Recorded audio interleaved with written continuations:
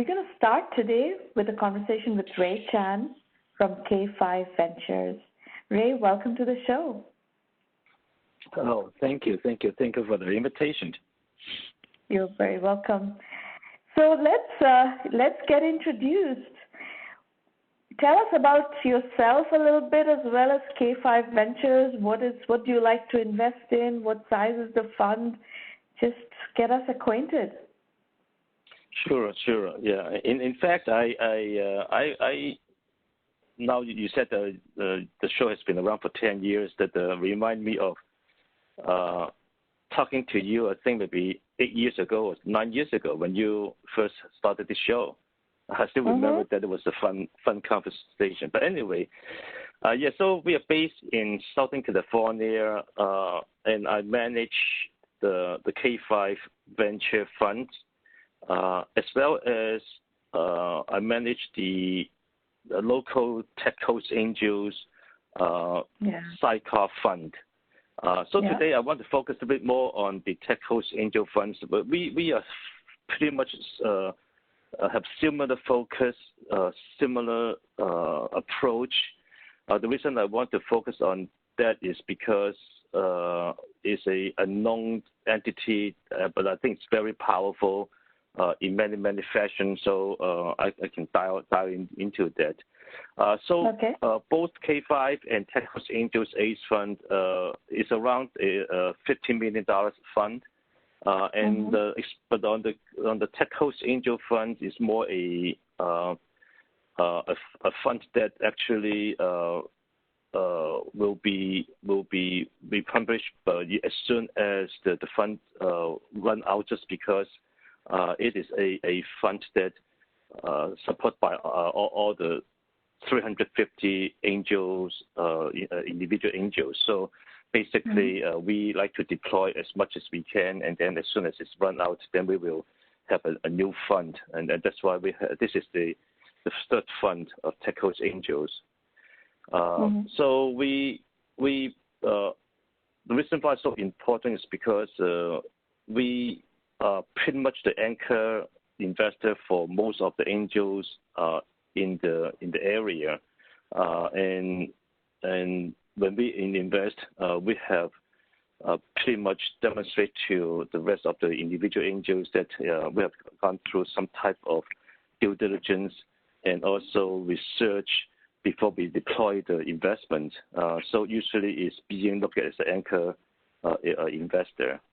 And our investment usually is around $200,000, and both K5 is around $250,000 also. But once we invest, we are usually be able to have together bring in other investors to sometimes get up to $1 million to $1.5 million. So this is pretty much the situation that we have. And what do you like to invest in? I remember we featured you at that time. We didn't have you on these shows yet, but we had featured you in a written interview about 9 years ago. How has your investment thesis evolved since then? When you look around, what it looks interesting, and what have you focused on? What have you zeroed in on? Yeah. So we are still very much a regional focus.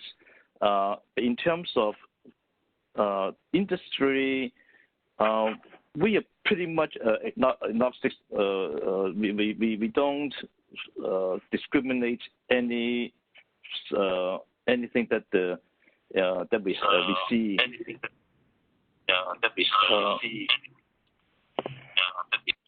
Maureen, somebody is streaming echo. Go ahead, Ray. Okay. But recently we focused a lot on medical device, and we have not get into blockchain that area yet, just because it's still too new to us. And then also ourselves, we don't have a lot of expertise in those areas.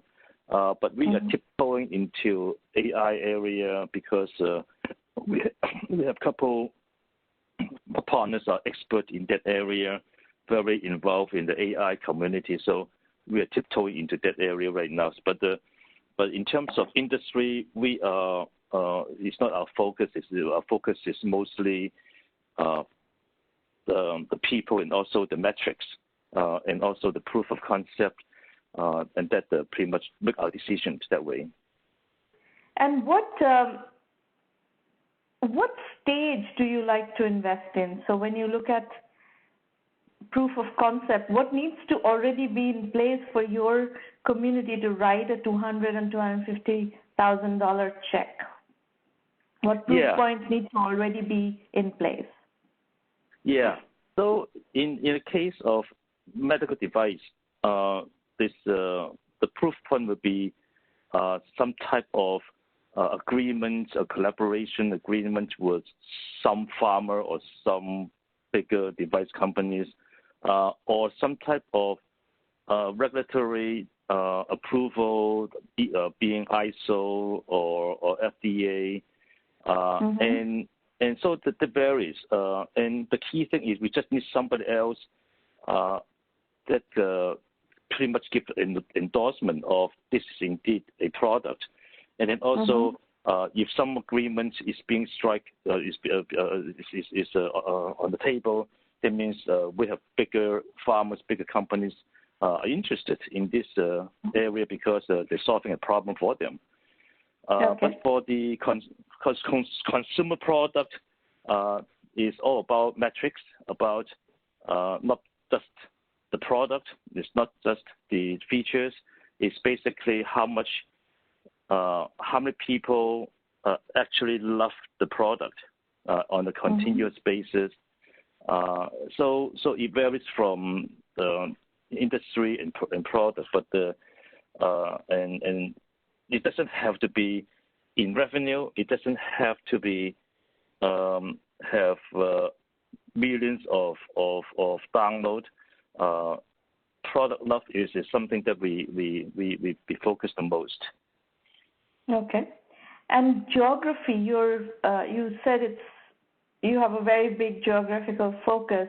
How do you define that geography, and how do you constrain that geography? Yeah, so we do touch on some investment in Canada, and I would say we have maybe 10% of our investment in the outside California, all the way to Midwest or East Coast area, but even more than that. But most of our investments are still, unfortunately, focused within the California and area. So we invest very much into the Northern California and Southern California companies. Okay. All right. And could you talk a little bit about some of the highlights of your portfolio and give us a sense of when you encountered this company, what did they have by way of proof points, and why did you choose to go into these companies? Yeah. So, for example, we have one company in Vancouver, and it's a University of British Columbia invention, and it's about this company produce hollow micro needles for farmers or for medical device companies to access the ISF fluid through the skin. So instead of going into subcutaneous, most of the people access the blood to test in terms of different disease. This company allowed a lot of information provided by companies to test the ISF so that it can detect the disease without going into into the muscles area, and this way, what it does is it can have very minimal invasive patch as applications. The reason why we like this company is because the knowledge of this team, and also they're able to get some endorsement from different companies in terms of a lot of conversation. There's some agreement they talk about that they will be able to strike, and because of that, we in that stage is the founders in the knowledge, is in the technology, and then endorsed by a couple KOL, couple the companies, and that's why we invest into this company. The other company we invested is in the Midwest. It's called the first company is called Microdynamics. The second company is in the Midwest. It's a totally different space. It's called We Go Look, and what they do is they help companies or individuals to deploy people over the country to go and look at, take pictures and evaluate different things from cars when they want to buy a car, buy a house, if they want to buy an antique or things that they don't want to spend the time to fly over the country to take pictures. Excuse me. And they will deploy local people to do it for them. And the reason we found this company through one of the panels, one of the investment panel and pitching event, and this company,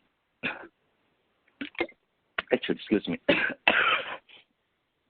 and this company actually have a lot of traction, a lot of they have deployed a lot of people to take pictures and use very good results, and have people coming back and use it again. So to us, it's kind of no-brainer.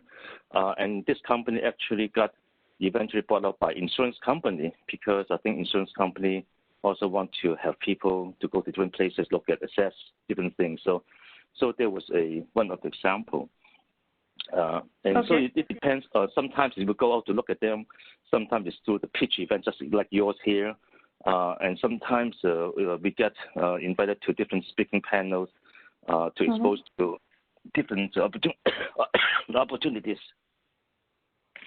So, Ray, what is your assumption on how much money would it take to build these companies, especially when you're talking about medical device companies, for example? You're putting in a first couple of 100,000, 250,000 check. How much money do you expect these companies to raise, and are you expecting them to get bought by a larger company relatively early to get the full distribution benefit? Very, very good question. Yeah, it is a question asked by so many entrepreneurs. So depending on the size of check that we write and the size and the investor we want to bring on board, depending on one thing, and that one thing is the trigger point, the milestone, and the value that this money will create, and whether this value is enough to increase the value of the company. And so, for example, in the medical device company, so they will say, Raymond, if we want to get the ISO approval or FDA approval, we will need this money over the next year and a half, 2 years to go through. And then we look at, if we get this FDA approval, what is the value of this company? And so we kind of make assessment of the value. And then we look at the value that we invest today and see whether the money we invest in how many times return do we get when we get there. So in case of in the event of consumer products, then we look at the milestone of what they can do to want to accomplish and how much money it takes and how long does it take and whether it's reasonable. And then we say, well, this is a reasonable time and money and the people they need to do it. Then we make the decision to write the check. So it all depends on milestone accomplishment and the value they can create from the investment that we put in. How many companies have you invested in so far? Wow. Over the last 5, 6, 7 years, we invested, I would say over 100. Over 100. Yeah, and of course, a lot of them has disappeared, and some of them are still going on, but I can't even count how many. So I guess where I'm going with the question is, what have you learned from investing in these 100 companies in terms of how long does it take to get to FDA? And, let's say you put in the first check, and then how long does it take to get to FDA and get to a milestone where you can raise money or get an exit? And how many of these 100 have you gone through with that cycle? Yeah, so usually we can not look anything beyond the milestone cannot look beyond a year and a half. So because the money we invest together is not a lot, and so when we put in the money, we have looked at can this company with the money they need, people they need to hire, money they need to spend on engineering firm or to spend on marketing. Within the 1 year, year and a half, can they go to the Series A round or raise a decent seed round? So our the time wise is a year and a half, and we don't usually look beyond that far off. Also, some companies look about is what it takes to break even. So, but breaking even is a good milestone, and so we look at that as a milestone that we invested in, and so, but still, it's a year and a half is something we look at only, and then most of companies we know if they fail or they need more money, and we will not right away whether this company indeed has a good team or they just have to need more money to extend the runway.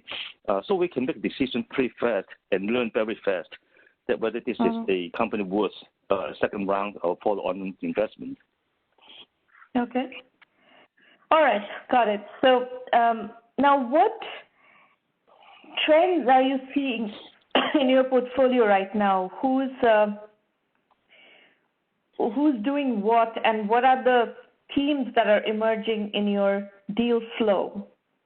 Not in the ones that you invested in, but the ones that let's say if you look at the last 12-month deal flow, what's interesting? What are the trends? For some reason, we look at a lot. We've been looking, getting a lot of healthcare, health-related companies, whether it's digital health or medical device. And for some reason, we see a lot of them coming into our network. But again, Southern California and San Diego they are concentrated with a lot of healthcare-related companies.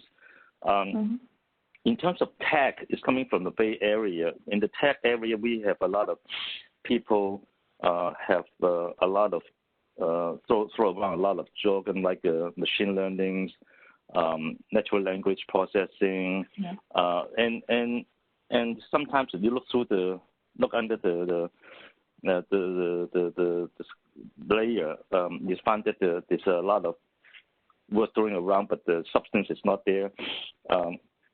But anyway, I think that type of technology is been the talk of the town, and again, as I mentioned to you, the AI area is huge. But the thing that for a lot of AI companies, they're pretty much concentrated in the Bay Area. So in terms of funding, they are pretty much covered by a lot of investors in the Bay Area. So we don't see a lot of them coming down our way. And in medical devices or digital health, what are the themes? What are the? I'm sorry. What are the themes? What kind of medical devices? What kind of digital health companies are you seeing?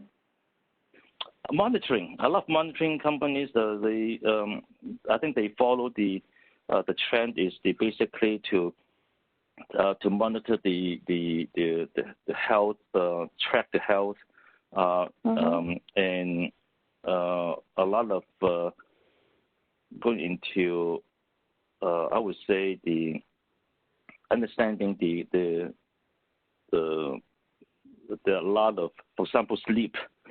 There's a lot of companies that are getting into the sleep, how to improve people. For example, the one company we look at is called Sleepwatch. It's not an app, but actually it will help people to be able to sleep longer in different ways and track them, let them know that the sleeping patterns they have and how to improve the sleeping pattern. So kind of things that look into the health wellness and also monitor the disease management. Monitoring is very big right now. Yeah, very, very big. And disease management is also very huge. If you look at the Apple trend, I'm sure because of that, everybody going into the technologies here to help us to understand the body much better because of all these technologies. And because of that, we are able to tap into the platform to get data that we need to understand the body much, much better. Yeah. And that's how the AI come in, that's how the machine learning come in, because the massive number of the bits and bytes are huge. And so from there, we're able to understand, for example, at my age and my demographics, what is the right exercise, the right how much time we need to have a better health and better sleep. Very good. Well, Ray, very helpful overview of what direction your funds are taking, the two funds that you talked about. We'll probably send something your way fairly soon. We have a very early stage medical device company that is looking very interesting. We will definitely ping you on that one. Good, all right. Good. Well, thank you for sharing your thoughts with us, and we'll talk soon. We'll talk again in 9 years. No, this time we're going to talk much sooner. Okay, sounds good. Thank you much. Appreciate that. You're very